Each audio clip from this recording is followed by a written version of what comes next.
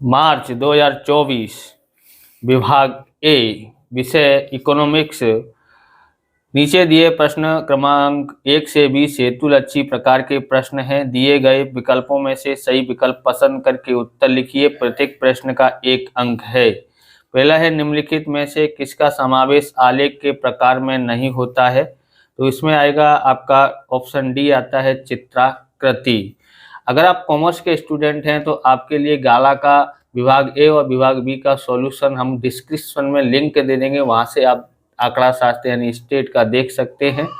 और चैनल पर नए, चैनल को सब्सक्राइब करें और हमें सपोर्ट करें, क्योंकि हिंदी मीडियम का एकमात्र चैनल है। इसको आपको बड़ा चैनल बनाना है, जिसे हम भी डिजिटल बोर्ड खरीद के आपको पढ़ा सकें। ओके। दूसरा है, आर्थिक जानकारी से संबंधित डेटा सीडी कौन तैयार करता है? तो इसका आंसर आता है उपयोग सी, यहाँ पर विकल्प सी, प्रयोगशालाएं, संशोधन केंद्र और सरकार।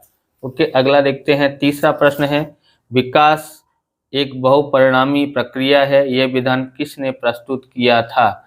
तो ये टोडेरो ने दिया था। भाई चौथा क्वेश्चन है, 2014 में मानव विकास अंक की दृष्टि से विश्व में प्रथम स्थान पर कौन सा देश था? तो ऑप्शन बी आता है, नॉर्वे देश था। पांचवा है, मुद्रास्फीति के मुख्य कारण कितने हैं? तो मुद्रास्फीति के मुख्य 2 कारण हैं। छठा देखते हैं, अल्पकालीन ऋण कितने समय के लिए होता है? तो इसका आंसर आता है 1 वर्ष तक। यहाँ पर तक लिखना रह गया है, 1 वर्ष तक आता है। ओके। सातवां है, निम्नलिखित में से किसका समावेश मौद्रिक नीति के गुणात्मक साधन में होता है? तो क्या आएगा? भेदभाव युक्त ब्याज दर। आठवां देखते हैं, Indian council of medical research ने शहरी क्षेत्र में व्यक्ति के भोजन में न्यूनतम देने कितनी कैलोरी निश्चित की है? तो यहाँ पर आएगा ऑप्शन डी, 2100 कैलोरी निश्चित की है। ओके। आपके 30 में से कितने नंबर आ सकते हैं? पूरे पेपर में से आपके कितने नंबर आ सकते हैं? कमेंट करके अवश्य बताएं। ओके, आगे देखते हैं। 9वां क्वेश्चन है, भारत में वर्ष 2014 से 16 की समयावधि में कुपोषित व्यक्तियों का प्रतिशत प्रमाण कितना था? तो यहाँ पर बी ऑप्शन आता है। आपने क्या लिखा है इसमें कमेंट में बताएं आप। 10वां है, बेरोजगारी की समस्या के अभ्यास के लिए रचित समिति का नाम लिखिए। तो यहाँ पर भगवती समिति का नाम है भगवती। ज़्यादातर विद्यार्थी करके आएंगे सुरेश तेंदुलकर। ओके। 11वां है, किस प्रकार की उत्पादन पद्धति बेरोजगारी में बढ़ोतरी करती है? इसका आंसर आता है बी, पूंजी प्रदान।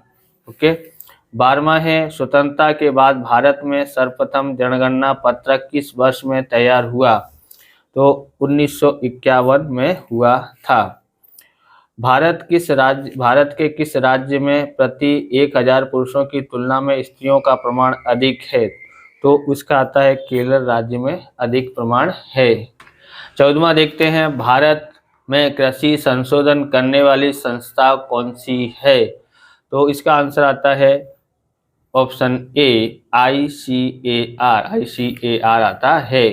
15वां देखते हैं, वर्तमान समय में विदेश व्यापार में कौन सा साधन सबसे अधिक गतिशील हुआ है? तो इसका आंसर आता है नियोजन शक्ति, ऑप्शन सी आता है। 16वां है, लेन देन की तुला के कितने प्रकार होते हैं? तो लेन देन की तुला के 2 प्रकार होते हैं, यानी ऑप्शन बी इसका आंसर आता है। 17वां देखते हैं, अगरबत्ती उद्योग कौन से उद्योग का उदाहरण है? तो ये है गृह उद्योग का एक उदाहरण है। ज़्यादातर लोग घरों में कारखाना खोल के इसको उपयोग करते हैं। 18वां है, विशिष्ट आर्थिक विस्तार का अमल भारत में कब हुआ? तो विशिष्ट आर्थिक विस्तार का भारत का अमल 2000 में हुआ था, ऑप्शन सी आता है। 19वां देखते हैं, वर्ष 2011 में कितने प्रतिशत लोग शहरों में रहते थे? तो यहाँ पर रहते थे, ऑप्शन बी इसका आंसर आता है 32% लोग। ऑप्शन सी 20वां देखते हैं, ONGC यानी की स्थापना किस वर्ष में हुई थी? तो यहाँ पर आंसर आता है, क्या आएगा आंसर? तो 1959 में आता है, ऑप्शन डी इसका आंसर है, बरोबर। अगला देखते हैं विभाग बी में। नीचे दिए गए प्रश्न क्रमांक 21 से 30 प्रश्नों के उत्तर एक दो वाक्य में दीजिए, प्रत्येक प्रश्न के 1 अंक है।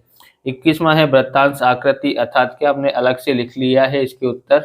तो इसका आंसर है वृत्तांश आकृति अर्थात क्या। उत्तर है, एक वृत्त को एक समिष्ट मान लिया जाए और जानकारी को वृत्त के अलग अलग भागों में दर्शाया जाए तब उसे वृत्तांश आकृति कहते हैं। 22वां है बाल मृत्यु दर अर्थात क्या। तो प्रति 1000 बालकों पर जीवित जन्मे हुए बालकों में से एक वर्ष का आयु पूर्ण होने से पहले मृत्यु पाने वाले बालकों की संख्या को बाल मृत्यु दर कहते हैं। अगला देखते हैं 23वां देखते हैं रेपो रेट अर्थात क्या। जिस ब्याज की दर से आरबीआई व्यापारिक बैंकों को अति अल्पकाल के लिए मुद्रा प्रदान करती है उसे रेपो रेट कहते हैं। 24वां है मौद्रिक नीति के गुणात्मक साधन अर्थात क्या। उत्तर है गुणात्मक साधन अर्थात आवश्यक क्षेत्रों के लिए ही तर्कपूर्वक उपयोगी साधन। 25वां है कृषि क्षेत्र के किसानों को फसल नष्ट होने के जोखिम से रक्षण देने हेतु कौन सी योजना शुरू की गई। तो कृषि क्षेत्र में किसानों को फसल नष्ट होने के जोखिम से रक्षण देने हेतु प्रधानमंत्री फसल बीमा योजना शुरू की गई है। 26वां देखते हैं प्रधानमंत्री कृषि सिंचाई योजना में कौन सा सूत्र दिया गया है। तो उत्तर है प्रधानमंत्री कृषि सिंचाई योजना में हर खेत को पानी का सूत्र दिया गया है। 27वां है नाबार्ड की रचना किस वर्ष में की गई। तो नाबार्ड की रचना 1982 वर्ष में की गई। 28वां विकास लक्ष्य आयात अर्थात क्या। तो उत्तर है जब कच्चा माल निष्णातों की सलाह मशीनरी आदि का आयात किया जाए तब उसे विकास लक्ष्य आयात कहते हैं। 29वां है छोटे पैमाने के उद्योग किस प्रकार की उत्पादन पद्धति का उपयोग करते हैं। छोटे पैमाने के उद्योग श्रम प्रधान उत्पादन पद्धति का उपयोग करते हैं। 30वां है ONGC का पूरा नाम लिखिए। Oil and natural gas organisation. इस प्रकार से ये वीडियो पूरा होता है। अगर आपको हमारा वीडियो अच्छा लगे तो लाइक करें, शेयर करें, कमेंट करें। चैनल पर नए चैनल को सब्सक्राइब करें। मिलते हैं नेक्स्ट वीडियो में। जय हिंद, जय भारत, वंदे मातरम।